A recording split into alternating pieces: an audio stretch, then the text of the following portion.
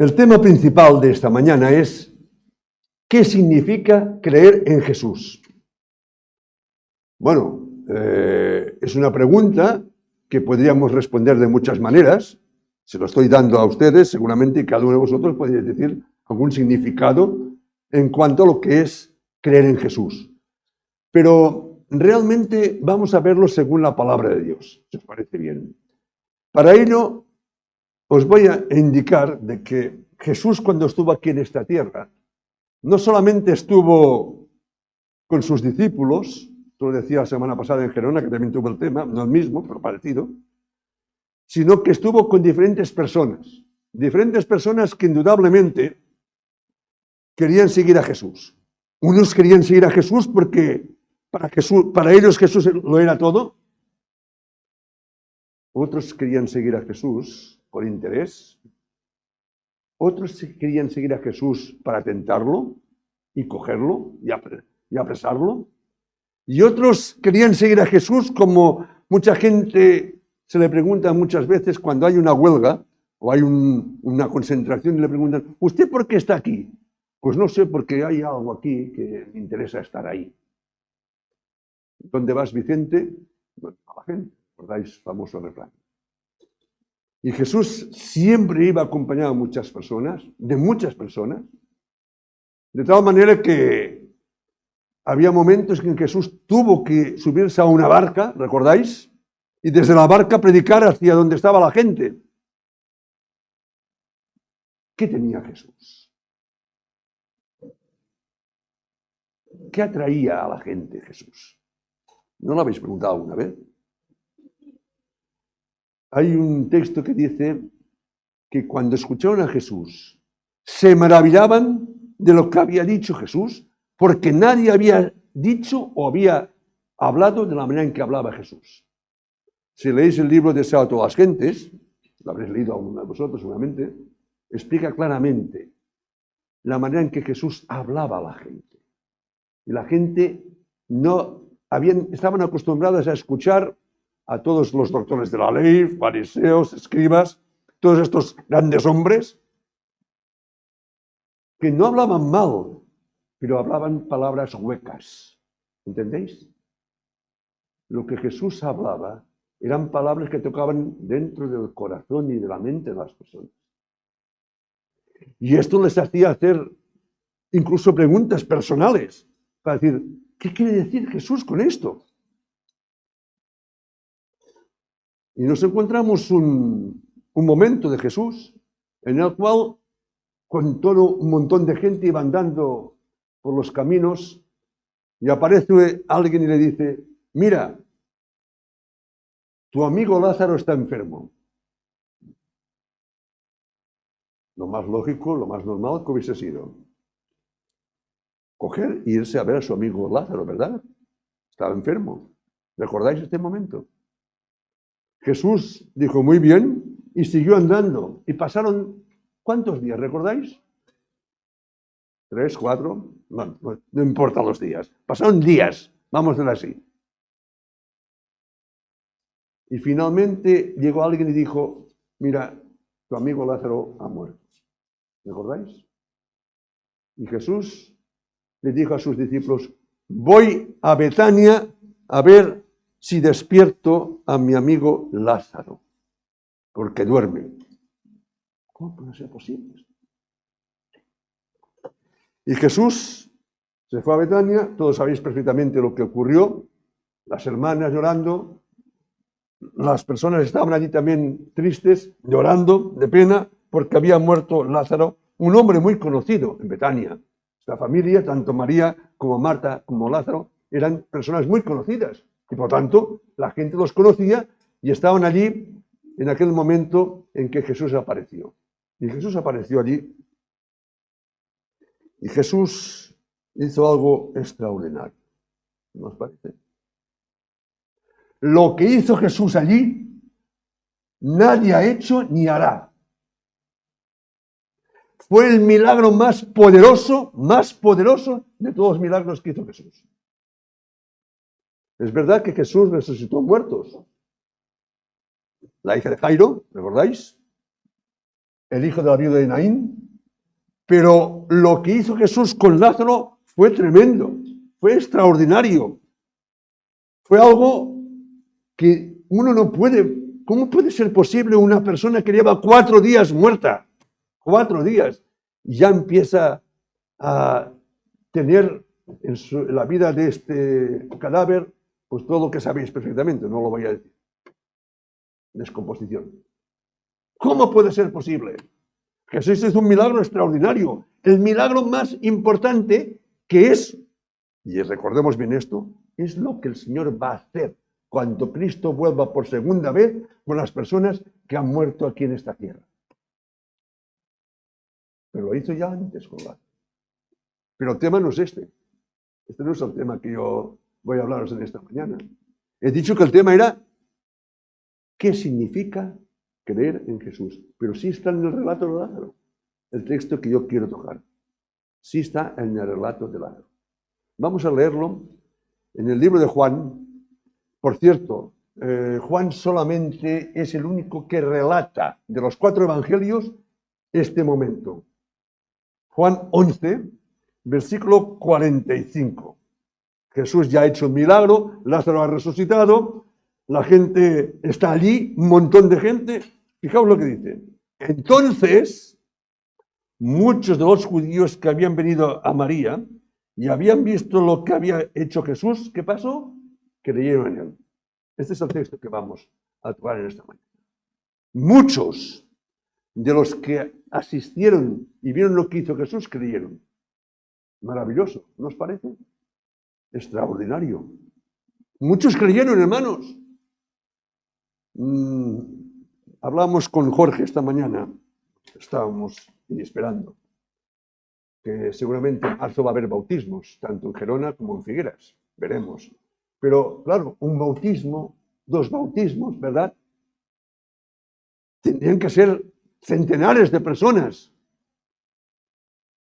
Estamos viviendo momentos difíciles de este mundo. La predicación hay que darles a todo el mundo, pero no todos aceptan. Aquí nos dice que muchos aceptaron, pero me falla algo aquí. ¿No habéis dado cuenta en el texto? Porque no pone todos aceptaron, todos creyeron. ¿Por qué no lo pone? ¿Por qué? Porque todos vieron el mismo milagro, ¿sí o no? Todos lo vieron. Todos vieron que Lázaro salía de aquel lugar. Todos vieron que se había removido la piedra y que salía Lázaro. 4 días después de haberse muerto. Un milagro extraordinario, decíamos antes, ¿no? Maravilloso. Era algo para que la gente, todos los que estaban allí, todos creían en Cristo. Pero el texto dice muchos, no todos. ¿Entendéis? Muchos no son todos. Todos son todos, muchos no. ¿Estáis de acuerdo? ¿Por qué pasó esto? Estábamos hablando de Jesús. Jesús no era ninguno de nosotros. ¿Es superior a nosotros o no? Y estábamos hablando de que Jesús era un personaje extraordinario que hablaba de una manera y ejercía su voz de una manera que la gente era atraída hacia él. ¿Recordáis? ¿Por qué muchos y no todos? Ahí está la clave. ¿Qué significa creer en Jesús? Esto, recordáis, termina, muchos de ellos creyeron en Jesús, en él. A veces nosotros estamos preocupados porque la gente con la que hablamos, con la que normalmente incluso discutimos, de la palabra de Dios, no creen. Esta semana, en un anuncio de la televisión, en la 2, en catalán, hay una parte, sabéis que en la 2 hay una parte que es catalana, ¿no?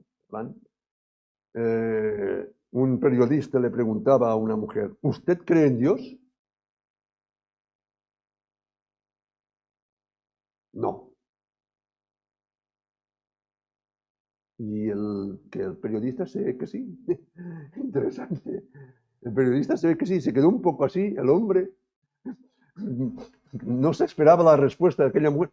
Como esta mujer hay muchos. Ya en el tiempo de Jesús, ¿o no?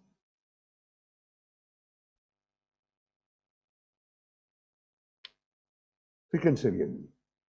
He dicho antes que muchos iban porque querían escuchar palabras que no habían escuchado de aquellos hombres doctores de la ley y que Jesús les daba.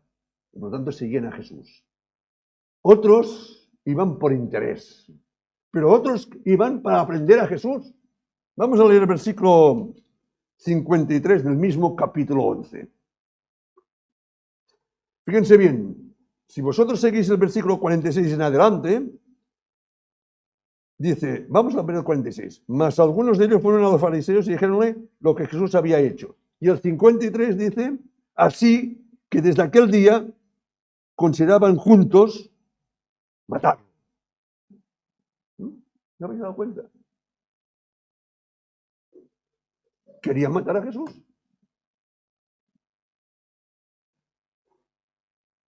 ¿Había hecho una cosa buena Jesús, sí o no? Había hecho una cosa extraordinaria, hermanos. Había resucitado a un muerto. No lo habían visto nunca esto ellos. Pero a pesar de esto, querían matar a Jesús.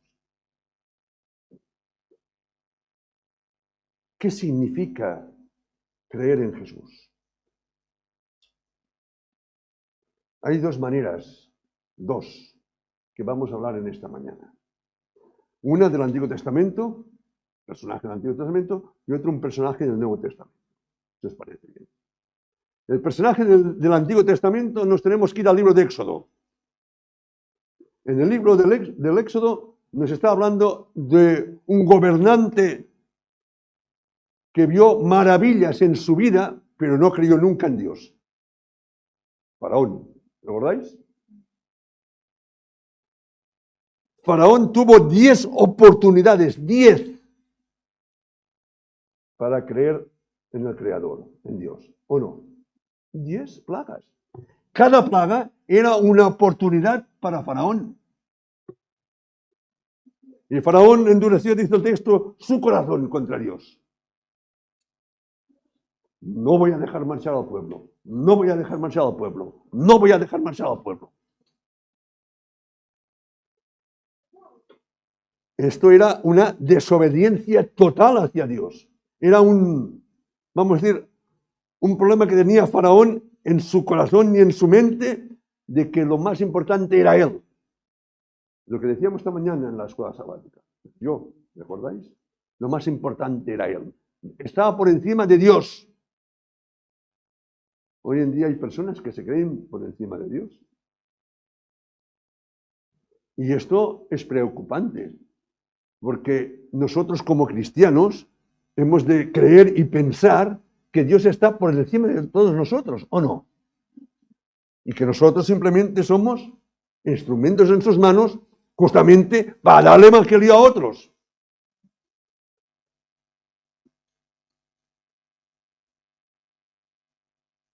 Cuando decimos corazón, la palabra corazón, queremos decir mente. O sea, bien, mente. Endureció su mente. La mente es la que rige nuestro cuerpo, todos nuestros miembros. Lo que pensamos, somos lo que somos. ¿Entendéis? Según nuestros pensamientos, hacemos una cosa u otra. Según nuestros pensamientos, son o bien pensamientos positivos o bien pensamientos negativos. ¿Estáis de acuerdo en esto, verdad? Se ha dicho muchas veces que los pensamientos, cuando llegan a la mente, uno puede filtrarlos. ¿Entendéis? Filtrarlos. Pero a veces no los filtramos. Y Faraón no los filtró. Faraón pensó que lo más importante era él, que lo más importante era su nación, Egipto, y que este Dios del que hablaban Aarón y Moisés era un Dios que ni lo conocía, ni quería saber nada con él, ni le representaba nada para él. Esto es lo que pensó Faraón. Ahora bien, esta es la parte del Antiguo Testamento, estábamos hablando. Y esta parte importante que estamos hablando tiene que ver con la obediencia. ¿Qué significa creer en Dios? Obedecer. ¿Recordáis el texto? Si me amáis, ¿qué? Guardad mis mandamientos. Si andáis, tenéis que andar como Él anduvo. ¿Recordáis el texto? La obediencia. Creer en Jesús es obedecerle. Porque yo puedo decir que creo en Jesús y hacer todo lo contrario que Jesús me pide, ¿o no?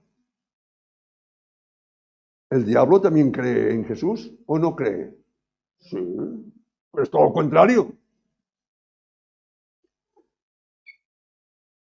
Una vez, estábamos haciendo unos estudios bíblicos con mi padre, y hace muchos años, en Gerona. Y había una hermana que se quería bautizar, y la otra hermana no quería que se bautizara. Era católica apostólica romana, la hermana. Y entonces había un problema aquí tremendo. Me bautizaré la semana que viene. Señora Vicente, mi padre la llamaba. Cuando llegaba el sábado, no, el otro sábado. Porque entre semana la hermana le había dicho, no te bautices. Y esta hermana que decía, no te bautices, fíjense bien lo que estoy diciendo, porque es interesante esto.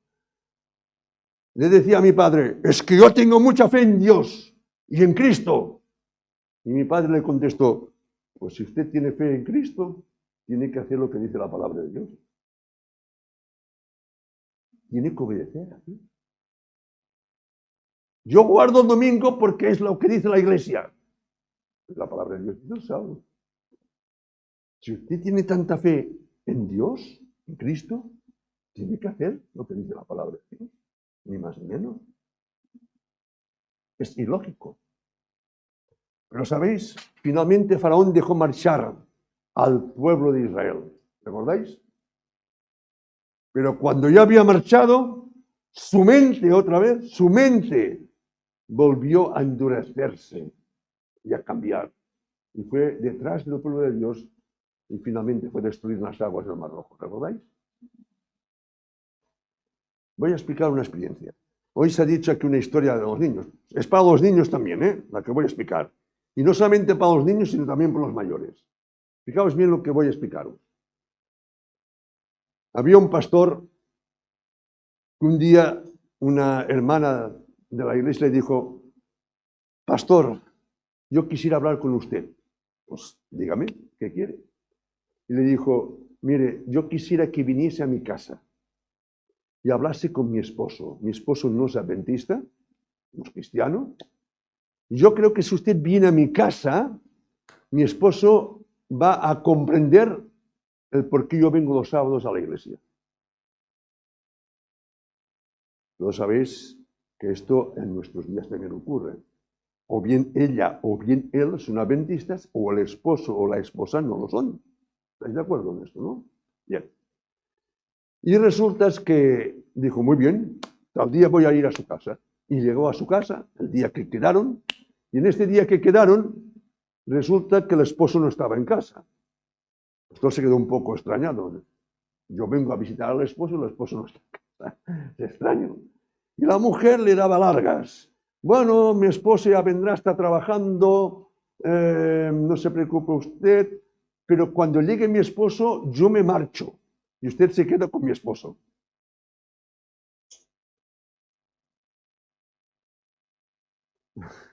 El pastor dijo, aquí hay gato encerrado.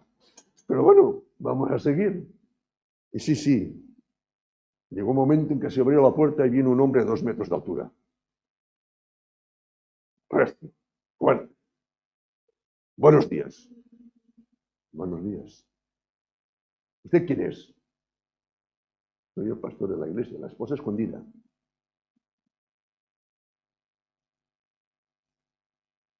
Llevaba un machete así de largo. Cuando lo vio el pastor, dijo, yo no sé lo que va a pasar aquí. Cogió el machete y el pastor se retiró y fue a colgarlo. Menos mal. Si se fue a colgarlo, menos mal. Se sentaron y el pastor empezó a hablar.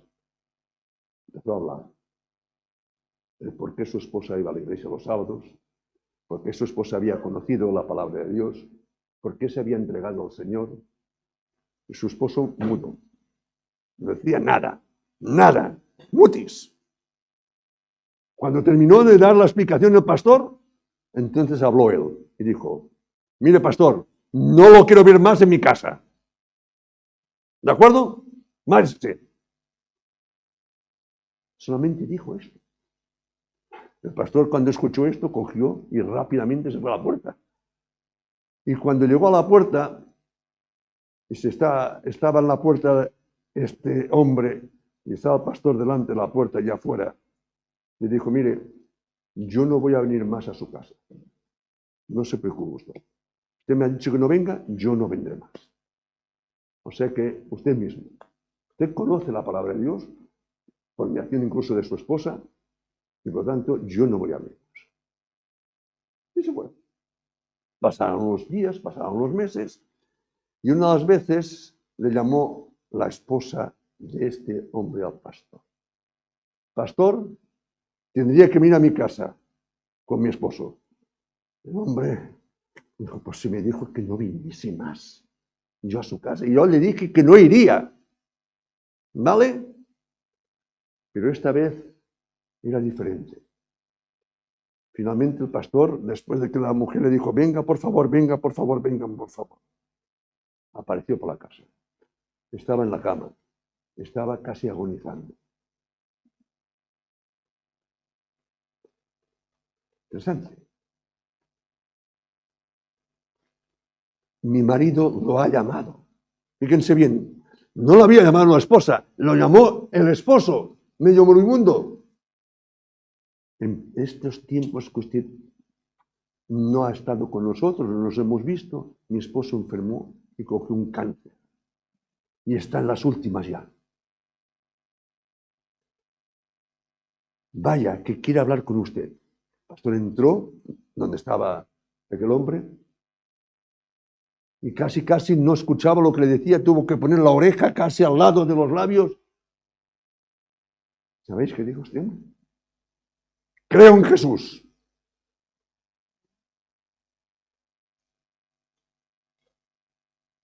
Y aquella tarde se murió. ¡Qué lástima!, ¿no? Tuvo la oportunidad de creer en Jesús cuando, unos meses atrás, ¿sí o no? ¿Por qué? ¿Por qué hasta última hora este hombre no se dio cuenta realmente que Jesús era importante en su vida? ¿Cuánta gente hoy en nuestros días ocurre casi igual como este hombre? ¿Por qué? ¿Qué significa creer en Jesús? ¿Tan difícil es creer en Jesús? ¿Tan difícil como este hombre que tuvo que esperar a punto de morirse, ya agonizando casi, para decir creo en Jesús?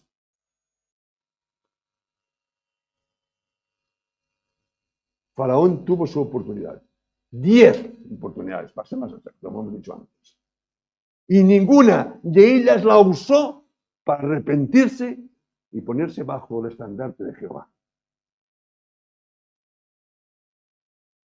¿Qué pide el Señor para nosotros hoy, en estos momentos, para que creamos en Él? Obediencia. Simplemente obediencia. Pero eso sí, Dios nunca empuja a la gente a que crea. ¿Escucháis bien? El Señor nos ha hecho libres para creer o no. Por eso Faraón no creyó. Por eso este hombre hasta el último momento creyó. La llave la tenemos nosotros, hermanos. Y cuando uno cree que Jesús es lo principal de su vida, lo primero que hace es hacer lo que el Señor nos manda.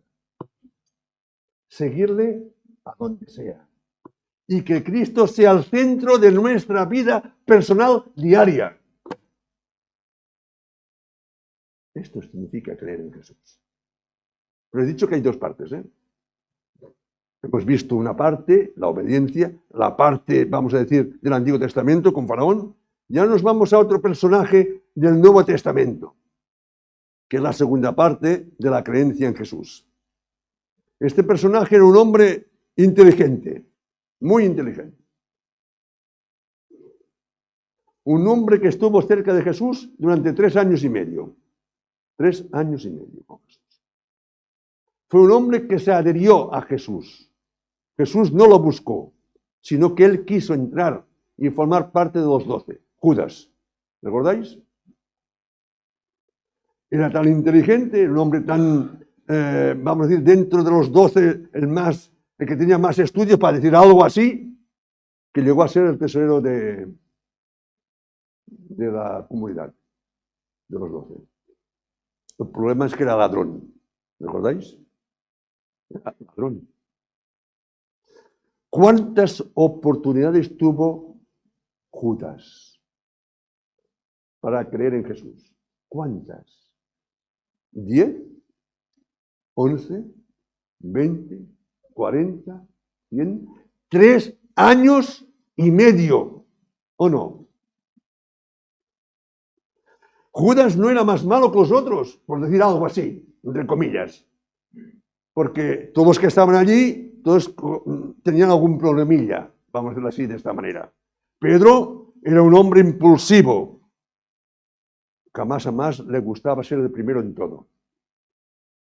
Juan y Jacobo eran los hijos del trueno, ¿recordáis? Y así podíamos enumerar uno por uno. Otro, Mateo, era publicano, era el que cobraba los tributos, ¿recordáis? Y así podíamos enumerar uno por uno. No era peor que los demás.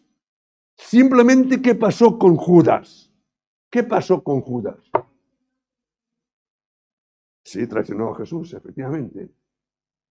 ¿Qué pasó con Judas? Judas no se rindió nunca a Jesús. Esta es la segunda parte. ¿Qué significa creer en Jesús? Rendirse a Jesús. ¿Entendéis? Judas creyó que Jesús había venido a este mundo para algo importante. Sí se lo creyó, ¿eh? Creyó que Jesús iba a ser el que iba a solucionar los problemas que tenían los judíos con los romanos. Eso sí lo creyó. Cuando vio que el reino de Dios era un reino diferente al reino de la tierra, ¿recordáis? Entonces se le acabaron las ganas de estar con Jesús. Pero el problema de Judas es que en estos 3 años y medio no aprendió nada de Jesús. ¿Entendéis? No aprendió nada. De tal manera que Jesús le dio oportunidades, muchas oportunidades, tal como le pasó a Faraón, muchísimas oportunidades. Pero Judas o no las aceptó, o no las vio, o no quiso saber nada de esas oportunidades. ¿Qué significa creer en Jesús? Significa obedecerle. Una vez uno lo obedece, rendirse a los pies de Jesús diario. Querido hermano, querido amigo que me escuchas en esta mañana, no es fácil seguir a Jesús, no lo es. Porque el mundo que nos rodea, primeramente, no creen en Él. Y segundo, el mundo que nos rodea cree que lo más importante en esta vida es lo que yo hago, lo que uno hace, ¿entendéis? Lo que uno tiene. Y descuidando incluso a los demás. Lo importante es crecer y ser algo en esta vida. Yo me acuerdo desde pequeño, trabajaba en una gestoría, fue el primer trabajo donde estuve, en una gestoría que ahora se llama asesoría. Los que llaman ahora asesorías, antes eran gestorías, ¿vale? Y me acuerdo perfectamente que el dueño que yo tenía me decía, es que tú, yo tenía 16 años, es que tú tienes que ser algo en la vida, tienes que ser el primero. Y esta palabra, y está bien, hemos de ser algo en la vida, no podemos ser simplemente personas que pasan por esta vida y así ha pasado. Pero el ser el primero, recordad bien esto. Esto es lo que el mundo nos enseña. El mundo que le estamos rodeando, hemos de ser el primero, no importa la forma en que tú seas el primero. Incluso, si es necesario, quitar de en medio quien sea para que tú seas el primero. En la vida espiritual, esto no es así. El que quiera ser el primero, dice el texto, será el último. Seguir a Jesús no es fácil. Pero Jesús nos da algo importante en esta mañana. Si alguno quiere seguir a mí, nieguese a sí mismo, tome su cruz cada día y sígame. ¿Recordáis el texto? Esta mañana hablábamos en la escuela sabática de la humildad. La humildad es parte de nuestra vida, tendría que ser parte de nuestra vida. Jesús era manso y humilde de corazón, ¿recordáis? Y era Jesús. ¿Qué nos pasa a nosotros? A veces, con nuestros pensamientos, con nuestras acciones, con nuestras palabras, demostramos a las personas que nos rodean, a aquellas personas que no creen en el Señor, que nosotros tampoco creemos en Jesús. Es así. Es que no lo obedecemos en todo. Es que no nos hemos rendido a sus pies cada día. Quizás sea esto. Puede ser que sea esto. Si realmente es esto, hoy es el momento. Acabamos de iniciar un nuevo año, año 2026. Es quizá el momento en el cual podamos hacer algo importante en nuestra vida espiritual. Y esto importante en la vida espiritual es rendirnos al Señor. Que el Señor dirija nuestra vida. Que sea el único que pueda llevar nuestra vida a donde sea. Y decir, Señor, aquí estoy yo, David, Mireia, los nombres que tenéis aquí, Jorge, el que sea, aquí estoy yo. Haz de mí lo que tú quieras. Esto tendría que ser. Esto tendría que ser. Aquellos discípulos que fueron transformados en el aposento alto, gracias al poder del Espíritu Santo. Cuando empezaron a predicar el Evangelio a todas aquellas personas que no conocían el Evangelio, decían, se nota que habían estado ¿con quién? Con Jesús. Su forma de hablar ya no era la misma que antes. Su forma de actuar ya no era la misma que antes. ¿Por qué? Porque había una transformación en sus vidas. Ojalá, hermanos, ojalá puedan decir de nosotros, aquellos que nos rodean, que no son cristianos o que no o son familiares nuestros y aún no son cristianos, se nota que son diferentes. No porque seamos diferentes, ¿entendéis? No porque nos vistamos de una manera o nos vistamos de otra. Simplemente porque nuestra vida sea una vida semejante a la de Cristo.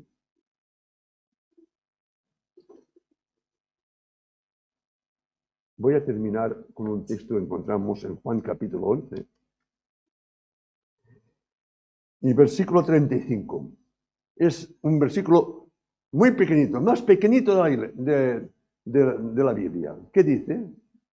Jesús lloró. Era el momento en que Jesús se había presentado delante de aquellos hombres y delante de donde estaba enterrado Lázaro.